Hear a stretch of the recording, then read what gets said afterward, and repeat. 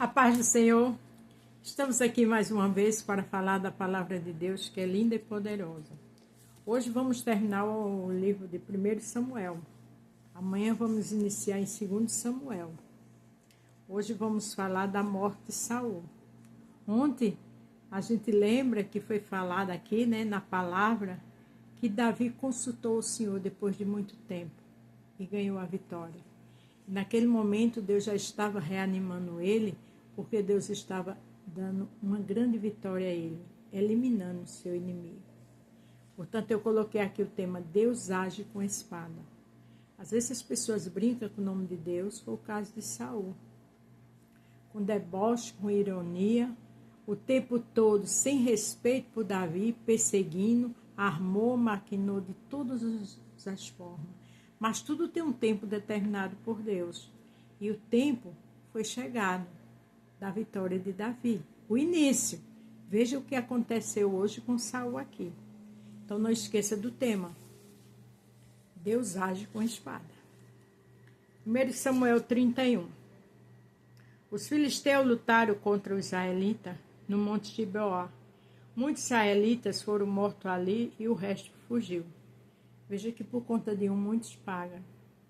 Por conta de ia chegar a hora da justiça de Saul, muitos foram mortos, outros fugiram.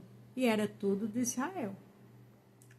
Os filisteus cercaram Saul e seus filhos e mataram Jonatã, Abinadab e Malquizua, os filhos de Saul. A luta estava feroz em volta de Saul. Ele foi atingido por flechas inimigas e ficou muito ferido.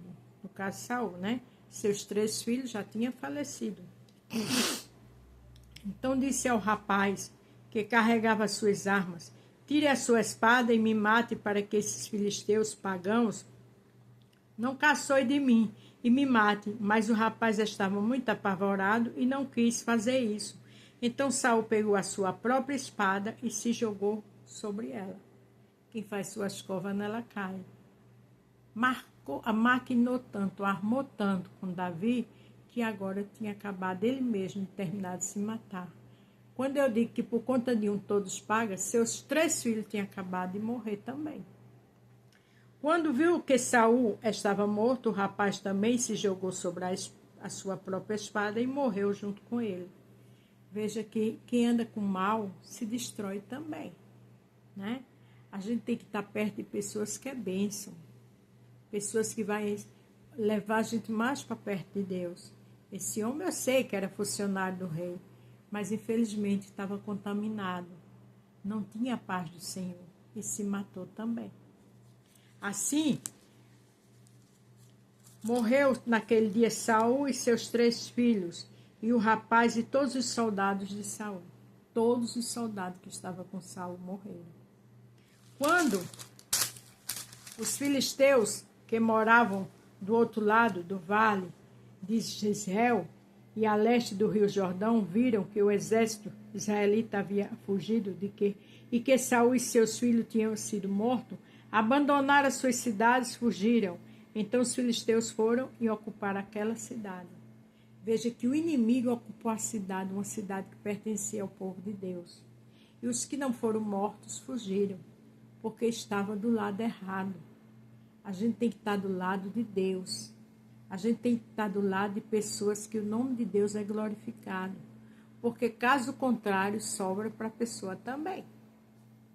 Um dia, depois da batalha, quando os filisteus voltaram lá para tirar os mortos e as coisas de valor, acharam os corpos de Saul e dos seus 3 filhos no monte Gibeá. Então cortaram a cabeça de Saul e tiraram a sua armadura.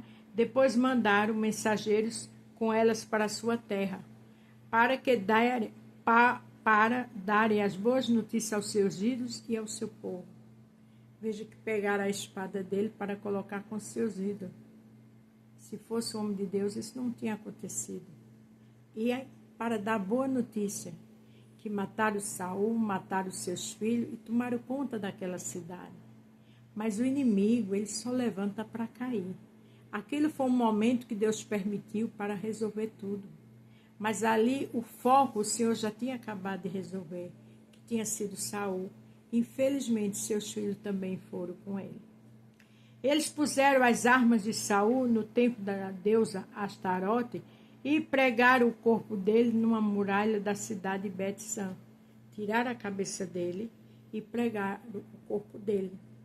E pegaram as armas dele e levaram para a casa de seus deuses. Quer dizer, a anarquia foi grande, mas o inimigo só levanta para cair. Eles fizeram isso com Saul porque era ordem de Deus. Eles fizeram isso com Saul porque Saul saiu da presença de Deus. Mas ia chegar alguém na hora certa, que era Davi. A Bíblia diz: passa céus e terra, mas a minha palavra não passa. Quem tem a chave da morte do inferno na mão é o Senhor. Quem conhece o bem e o mal e fez foi o Senhor. Então o mal ele se prevalece enquanto Deus permite, né? Às vezes pessoas debocham, riem, zombam, entram em mesas para falar de um servo, de uma serva do Senhor. Vai ser só o tempo que Deus vai permitir. Quando o povo de Jabes, na região de Gileade, soube do que os filisteus haviam feito com Saul, os seus moradores mais corajosos saíram e marcharam a noite inteira até chegarem a Bet-san e tiraram da muralha os corpos de Saul e dos seus 3 filhos. Levaram de volta para Jabes e ali os queimaram. Eu acredito que queimaram por quê? Porque já era mais de 3 dias, os corpos já estavam em decomposição, né? Mas veja o que eles fizeram com os ossos. Então pegaram os ossos e sepultaram na cidade debaixo de uma árvore de tâmara e jejuaram 7 dias. Era normal naquela época, quando se morria alguém, né? Alguém de nome, renome ou de Deus se jejuava. Mas hoje não existe mais isso. Mas veja que ele e seus filhos foram mortos. De uma forma muito triste, mas foi permissão de Deus. Porque Deus é o justo juiz, né? Às vezes a pessoa está armando e achando que nada vai acontecer. Lá em Eclesiastes diz, capítulo 3, tudo tem o seu tempo. E Deus jamais vai deixar se escarnecer. O que aconteceu com Saul está muito claro aqui em Salmo 7, verso 15 e 16. Armaram armadilha para pegar os outros, mas eles mesmos caiu nela. Quem arma suas armaduras cai nela. Assim eles são castigados pela sua própria maldade e são feridos pela sua própria violência. Veja que pela própria violência de Saul, ele foi ferido, pela sua própria maldade ele foi morto. Porque Deus é o justo juiz. Deus faz, Deus pode, Deus manda. A Bíblia diz, Ana fala isso em 1 Samuel, Jó fala isso, que Deus tem uma balança no céu. Ele pesa. Portanto, a gente tem que estar glorificando o nome de Deus. Não perder tempo com zombaria, com mentiras, com calúnias, que vai chegar a hora da justiça. O nosso tempo não é o tempo de Deus. Veja que aqui a espada de Deus desceu. E olha que Davi não passou pouco tempo sofrendo, não. Muito tempo. Mas chegou a hora da justiça. Aqui em Salmos 8, verso 9 diz: o Senhor, nosso Deus, a tua grandeza é vista no mundo inteiro. A grandeza de Deus é vista no mundo inteiro, mas a justiça também. Para terminar, Provérbio 26, 27. Exatamente o que Saul fez. Quem coloca uma armadilha para os outros acaba caindo nela. Quem rola uma pedra será esmagado por ela. Saul fez várias armadilhas para Davi. Caiu nela de vez agora. E a Bíblia também diz que quem rola uma pedra será esmagado por ela. Foi o que aconteceu com Saul. Então, que a gente entenda que Deus é amor, mas é justiça. A Bíblia diz que os olhos deles estão como chamas de fogo diante dos bons e dos maus. No livro de Naum, capítulo 1, verso 3, diz que ele não tem um culpado por inocente. Então, não adianta armar, maquinar, mentir, porque chega a hora do acerto de conta. E Deus está dizendo aqui, o tema é Deus age com a espada. Isso não sai da minha cabeça. É oração, é louvor, e Deus diz o que eu tenho que colocar como tema. Então, você está sendo vítima de mentira, de calúnia, de sofrimento, de perseguição, de injustiça, pode ser onde for. Vai ter a hora da justiça. Fica na tua posição de servo e serva adorando.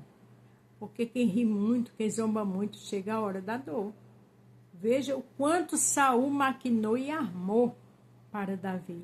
E agora não só ele como seus filhos foram mortos. E o que é pior, ele depois de muito ferido, com medo do filisteu chegar, né, porque ia chegar e tirar a vida dele de vez, se matou.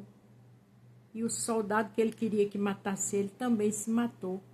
Por quê? Porque não estava perto de pessoas que glorificavam o nome de Deus. Amém? Então não esqueça que Deus age com espada e Ele está agindo agora com espada. A paz do Senhor, fique todos com Deus e até amanhã.